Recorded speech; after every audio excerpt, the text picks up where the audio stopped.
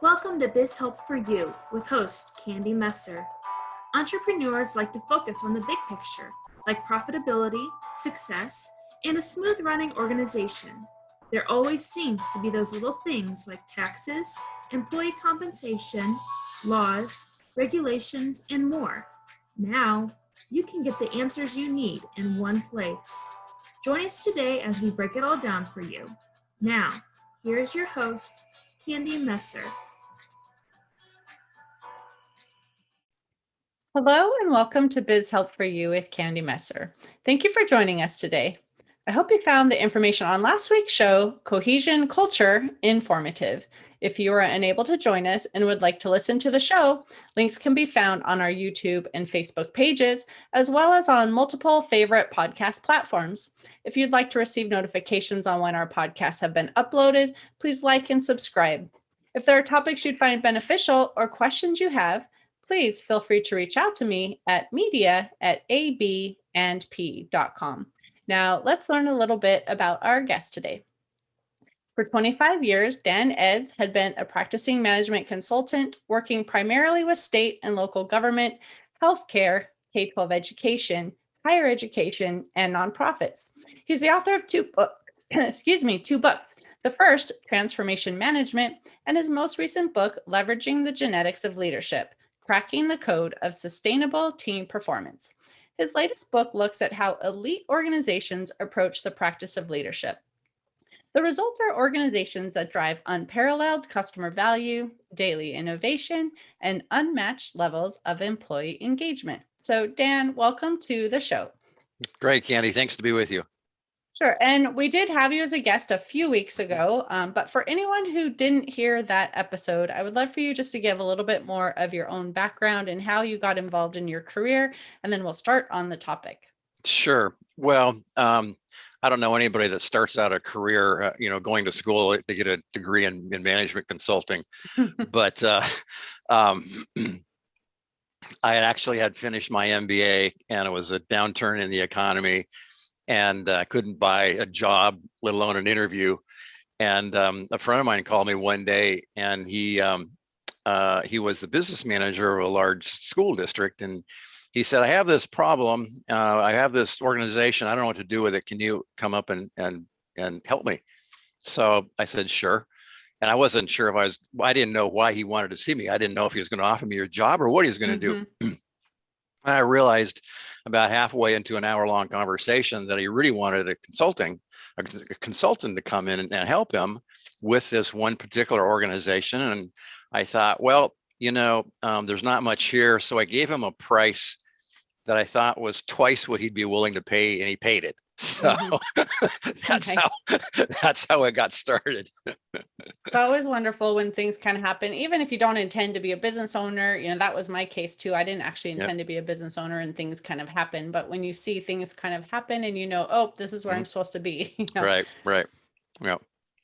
So I want to start talking about the topic. We're going to talk about having lean businesses and things, but someone might not even know what we mean when we talk about a lean business. So I'd love for you just to give the definition, first of all, of what that is, and how did that even come about, and how do businesses put it into place? Yeah. Okay. Big question. And there's about 5 hours worth of content right there all by itself. But briefly, lean is actually an Americanized term. It's not. Lean actually comes out of Japan.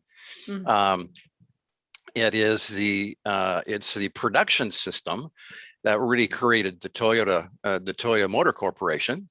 Turned a struggling, nearly broke truck manufacturer in roughly 1949 into today the most profitable car manufacturing company in the world that, by most measures, produces the highest quality cars.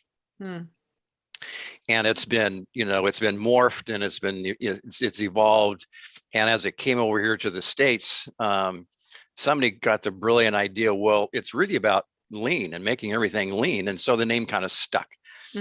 But basically, it's as much of a philosophy as it is anything. Lean is a way of thinking, and it's really looking towards perfection. How do you create the perfect car? and how do you extract waste? And that's a big Right. big value in lean, is extracting waste from processes wherever and whenever it occurs.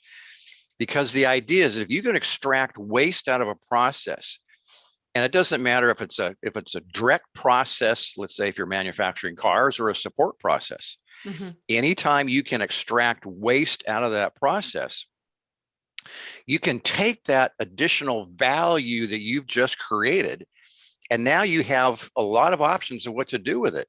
You can pass that value on to the customer in terms of higher quality. And if it's higher quality, maybe they'll pay a higher price. And so you not only affect the relationship with the customer, but you also impact the relationship with your employees, because you could also take that value and give it to your employees in terms of a higher wage, or in terms of higher retirement packages or benefits or whatever. Right. And go ahead. So go ahead. Well, I was just going to say, lean comes with a number of tools. Value stream mapping which is just a visual way of tracking a process from the customer all the way through the various activities until the customer actually takes delivery on it. And a value stream map just shows you where value is being added and where value is being detracted in the form of waste. And there's, lean identifies various forms of waste. There's problem solving tools like the 5 whys. Why you have a problem and you ask, why is that the problem? And you go through it 5 times, and someplace probably between the 3rd time you ask why and the 5th time you ask why, it's going to be really clear where the source of the problem is. Things like Gemba, which is a daily walk, visual management boards. Lean puts a lot of emphasis on making management visual. So, for example, if you were to walk into a manufacturing plant of any kind, and they're practicing lean, someplace around there, you're going to see a wall or a board that shows, the activities of the day, production targets for the day. Here's the problems we need to solve. And it's all visual, as opposed to, someone passing out a computer Excel spreadsheet. And so people can gather around the board, visually and verbally interact with it, and see what the issues of the day are. And it's incredibly effective. Right. Well, I have so many thoughts in my head on this topic too, as you were talking, but like the first one that I was even thinking is, obviously, especially with what's been going on now, and businesses have had, reductions of income and things like that, that this would be extremely important to be able to cut out the excess waste so there's greater profitability, to help them with cash flow.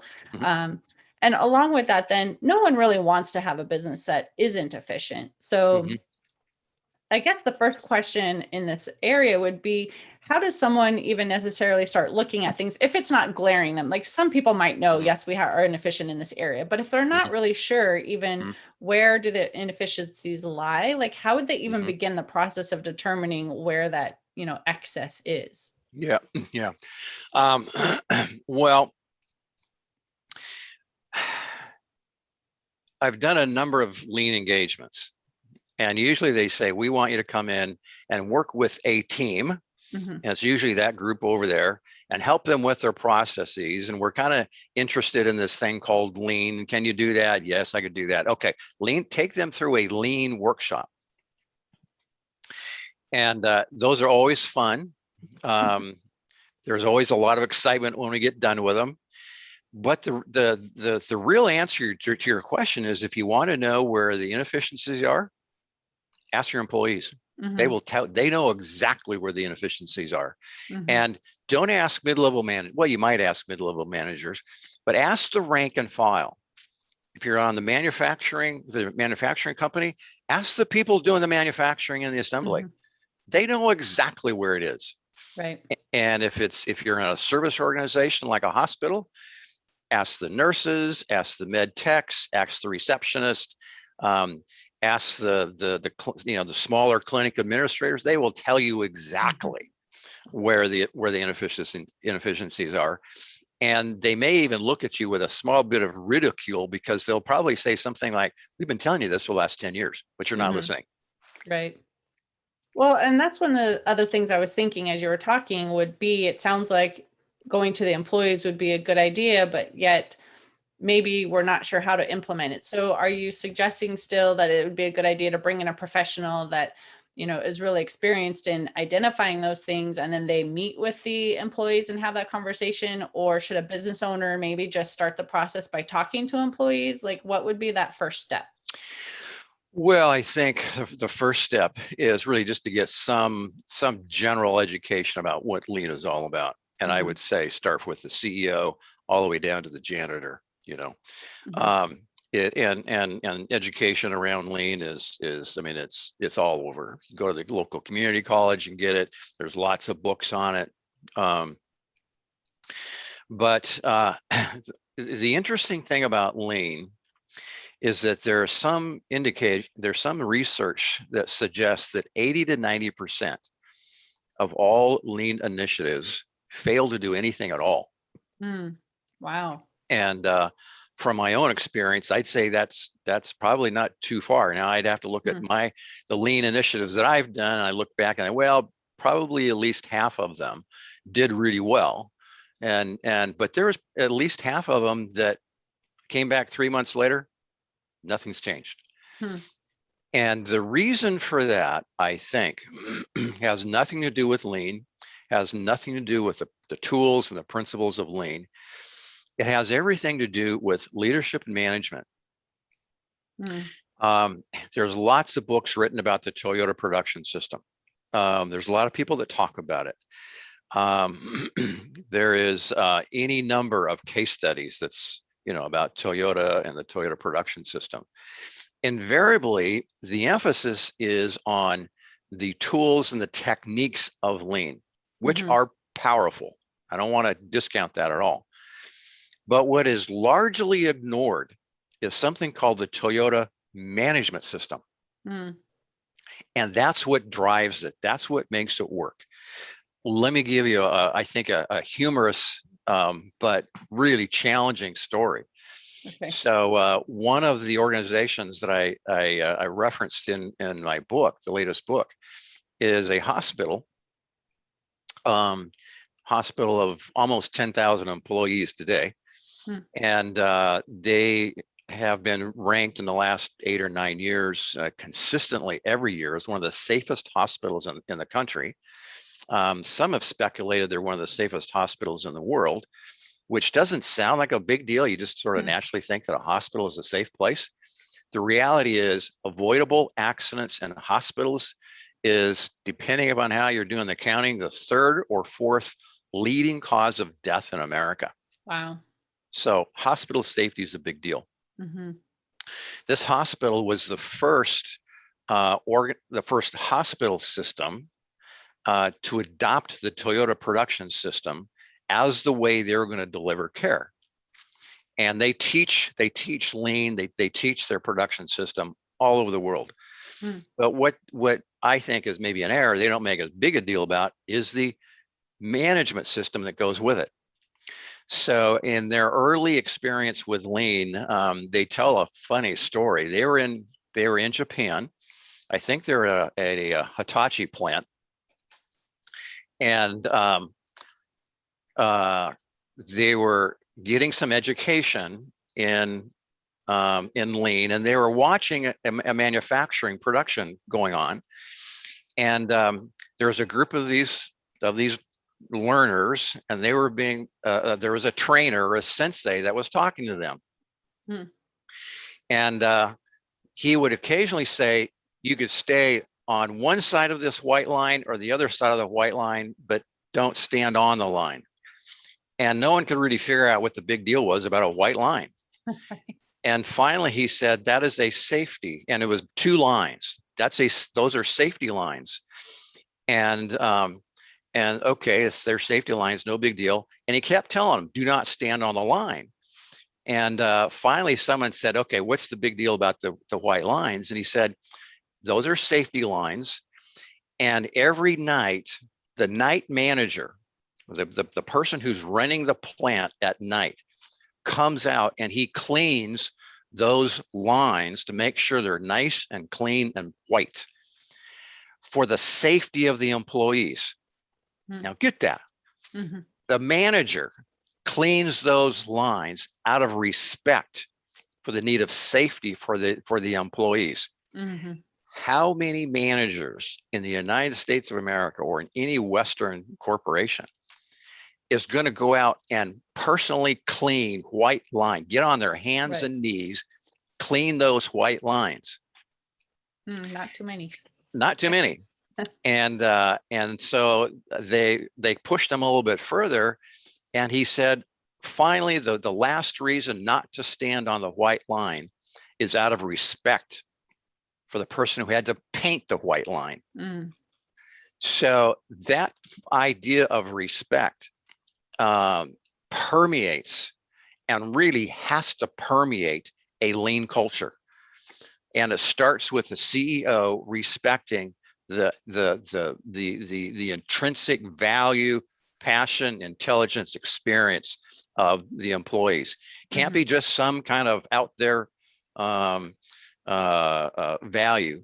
They actually have to know how to do it physically, emotionally. They respect their people, and that's really at the core of the management system, where managers recognize that they are the support staff essentially for the people who are creating value, the frontline workers, and who are the ones extracting waste out of the system. And that's important too, because like you said, it's really the workers that are doing the service to that end customer in the long run that's generating the revenue. Right. Yes, as owners and those who are in management, you have to help run the company so the company can be successful to continue that. But it's so true that it really is, that person that's doing like that day-to-day work that really is generating that revenue for you. Yep. Well, one of it's a manufacturing company that I looked at pretty closely in my research. They had sort of played around with lean for maybe like 10 years. I think it was 2006. They finally said, okay, we're going to jump into this thing called lean. And lean is all about removing waste, extracting waste wherever you see it. Well, I'm not quite sure how the process worked, but as they got looking at their plant, they recognized, or maybe the president recognized, that he had a large office, as you might expect from the president of a modestly large manufacturing organization. And he recognized it was symbolically a waste. Number one, it was an expensive piece of real estate. Right. And second of all, it was a 2-lane tunnel through which 6 lanes of daily problems and issues had to be dealt with. And so it was a bottleneck. So if you walk into those offices today, or the plant today, there are no offices. The president doesn't have an office. Plant manager doesn't have no offices. Because what they found it creates value is for the president and all of the leaders and managers to be working side by side with their people. Now, that's not a manufacturing technique. That is an understanding of management and leadership that says we do our best work as leaders and managers the closer we are to our people, understanding their needs, what's impacting them today, and that creates relationship. It builds trust. It does all of the good stuff that we think leaders and managers ought to be doing. Right. So if somebody wants to start implementing then this, management system that, the lean management system, and are, again, not sure where to start, like, yes, this sounds great. I want to, respect this. And what do I do to change my system? Then what would you tell them to look at to, again, start this process to make sure that they're, implementing things appropriately to be able to have a lean business? Sure. It starts at a pretty high level, and it basically says, what do we want? What's the experience of our workforce? What kind of experience do we want for our workforce? And then kind of working backwards. So the manufacturing company I just referenced, when I asked them that question, they said, well, we practice servant leadership. And the experience, the daily experience that we want of our workforce is we want them engaged, everybody engaged with finding and eliminating waste. And that means a high level of collaboration and respect Mhm. and engagement. Mhm. So that's the kind of experience that they need to start, that they started to develop for their workforce. And it turned into things like, well, if we want our people engaged with finding and eliminating waste, we should probably reward them for it. Mhm.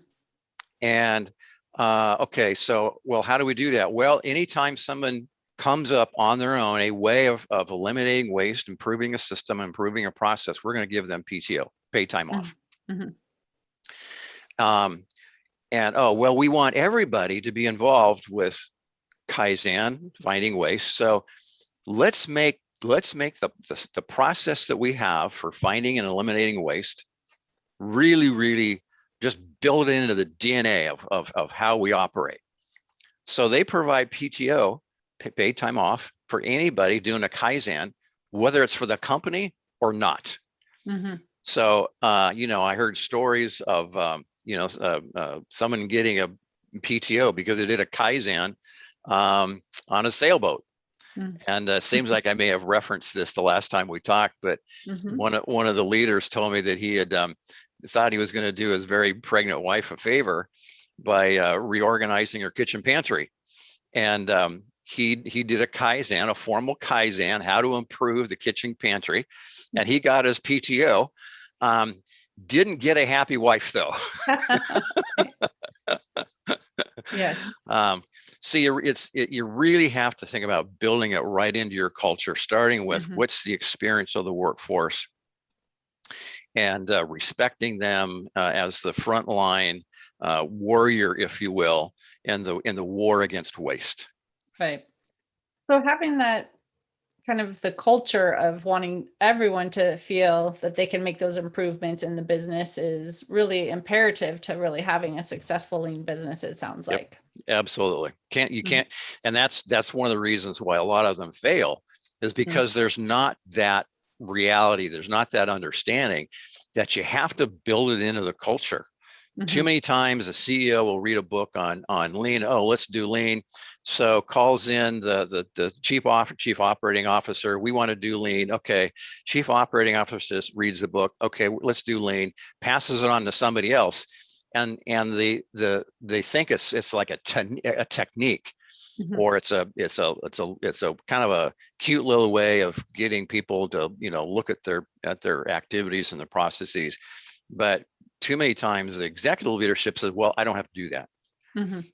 Um, in fact, the guy who runs this manufacturing company, his company is now is really being recognized for the kind of value they're delivering to their customers, and they have a waiting list of customers. They have their choice of the customers that they want to do business with, and he gets invited quite a bit to go and talk to this group or that group.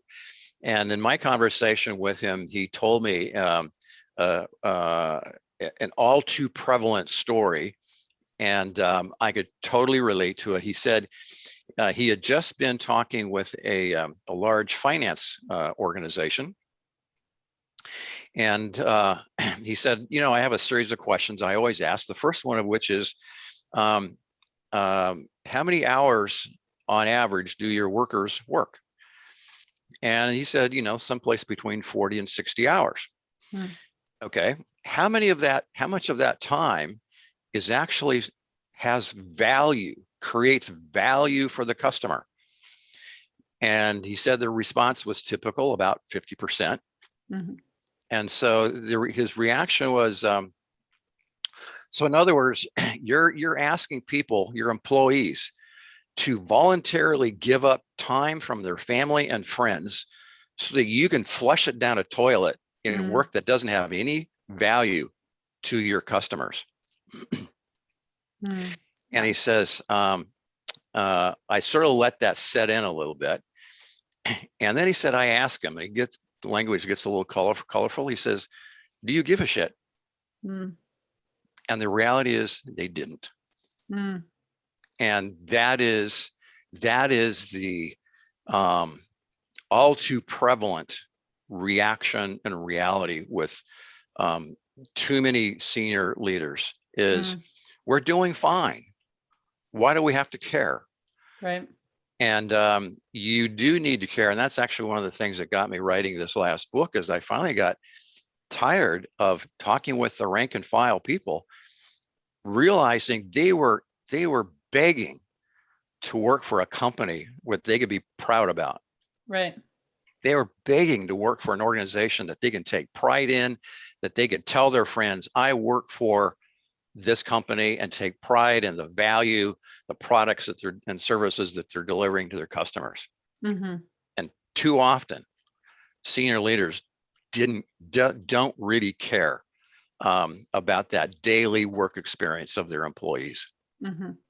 Do you think it's that they don't really care, or that they feel that's like the change is just going to be difficult to implement, or maybe they're so busy just trying to do the things that they have to do too, it's hard to actually make that change? I think some people, of course, just don't like change at all, right? Sure. And Sure. so I think that would be, sometimes it's hard to make those changes, but I also know just from running, my own company, I feel sometimes overwhelmed with how much, just email even that you get from so many people. And it's like, I wish there's a way to like just cut some of this out, but Right. a lot of it is your, customer communication, or it's things that you need to have to support them. But I think sometimes you do feel completely overwhelmed with everything you have to do as well.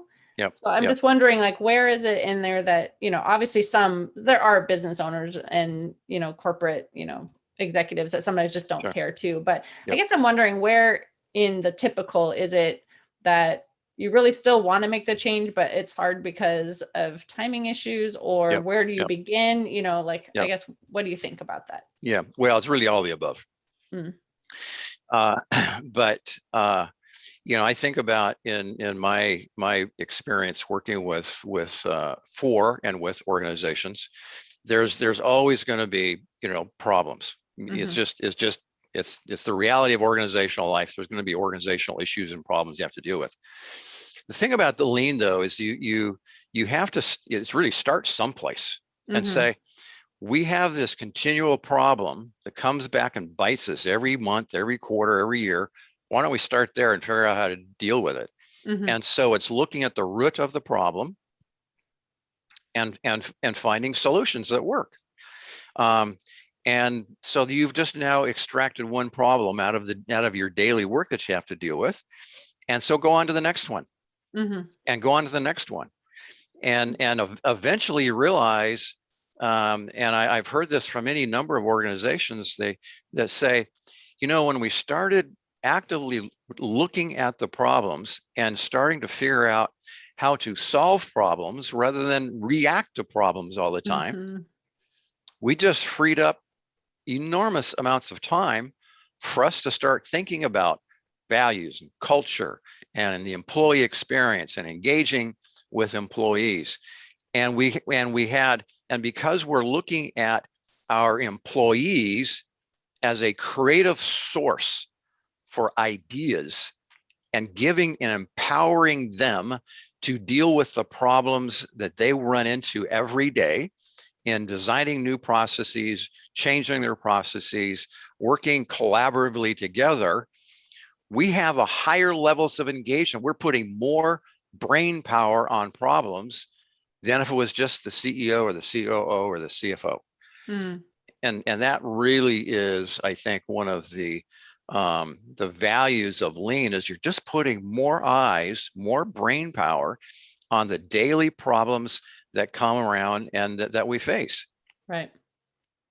Yeah, I think I like the idea of even just starting with one thing at a time. Then it doesn't feel so overwhelming to people too. Like, yes, we know that we have to make changes, and it's going to be a lot to implement. So just pick that one thing first, and then work on that, get that smooth, and then pick another thing. And, maybe even asking the employees, like you said, like, what is the main issue for you that seems the most important to start with? And then, kind of go from there. Yeah.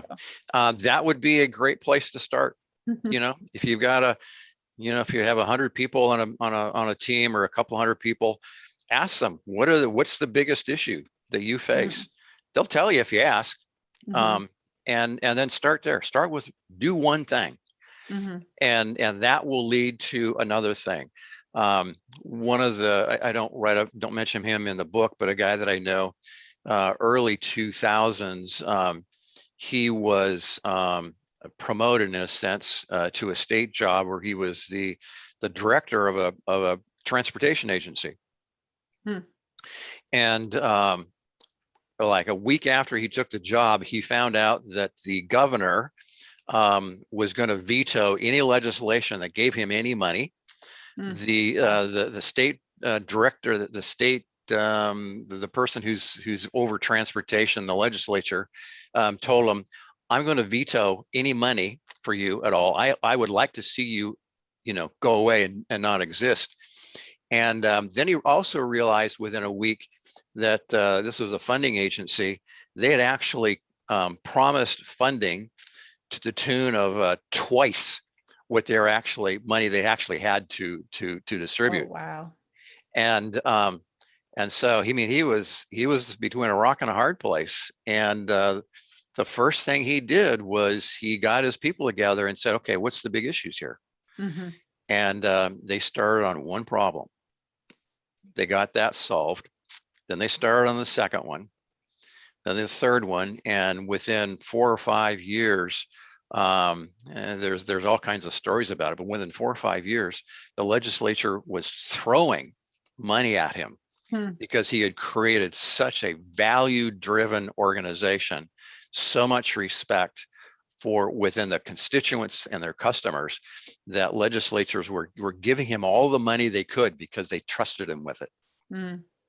That's important. I like that trust, you know. Yeah, yeah, That's an important characteristic.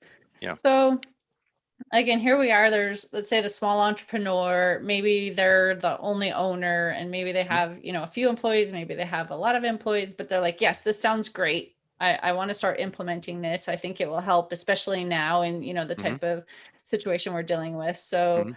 again, what should they do as their very first step in terms of moving forward in this plan? Not just, yeah, I want to do it, or talking to the employees, but Yeah. like really, what would be that next step to really start implementing this?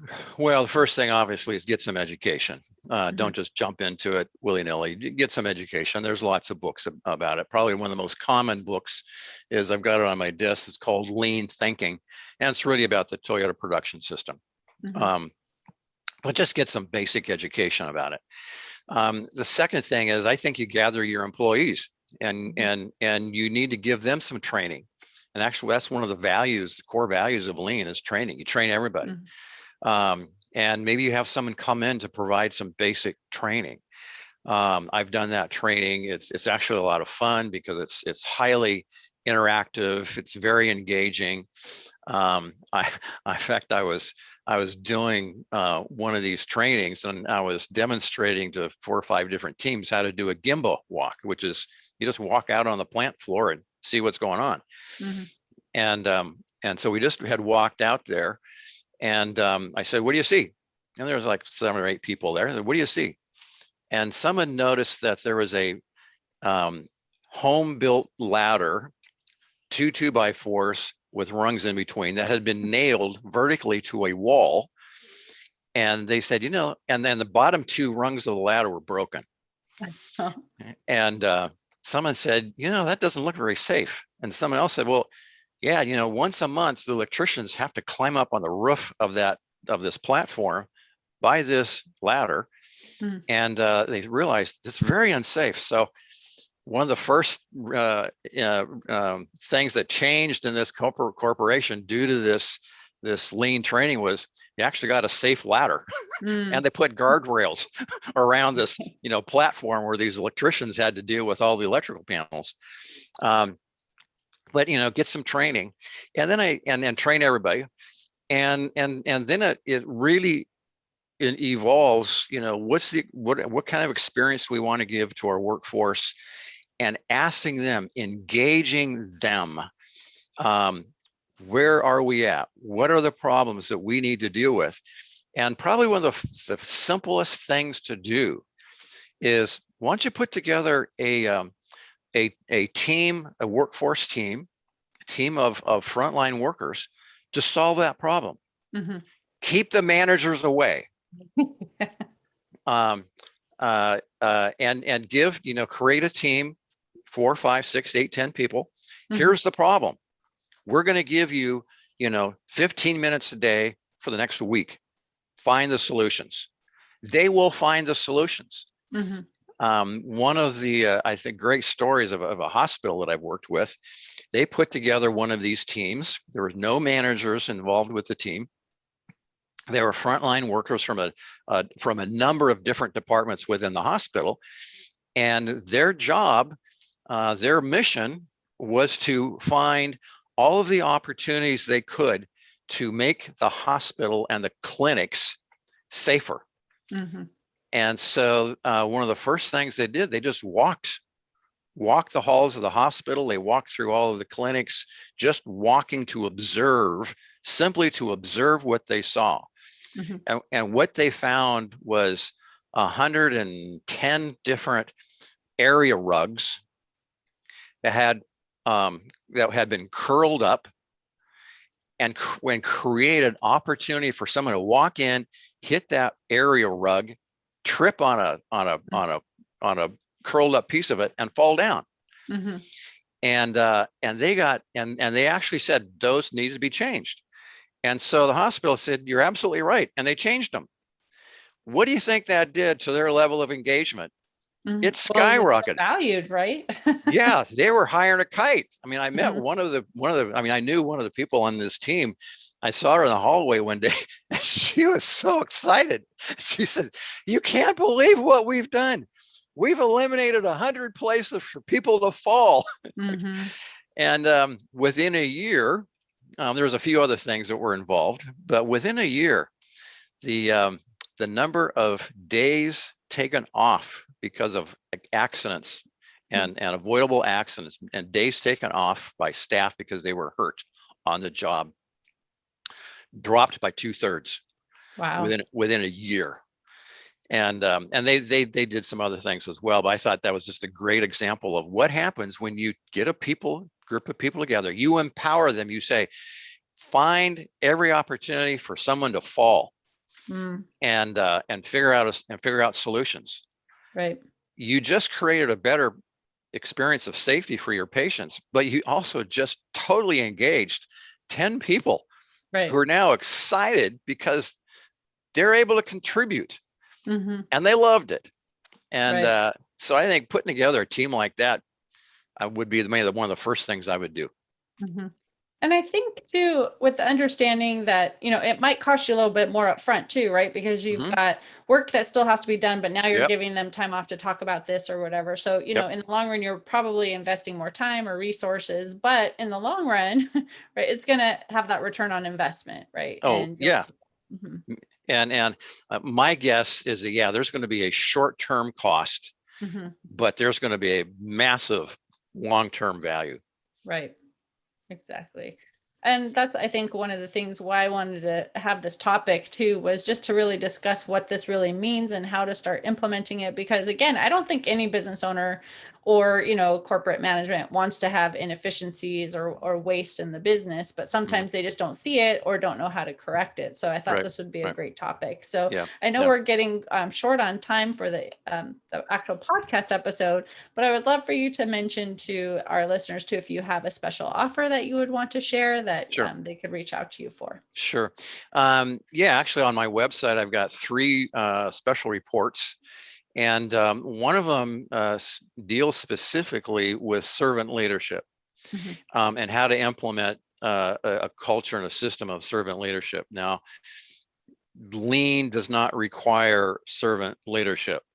However, I would argue that it works best in a culture where the frontline manager, executive leadership team, and the CEO understands that they need to flip the power dynamic of their position, and instead of their position being a place where I'm going to tell you what to do,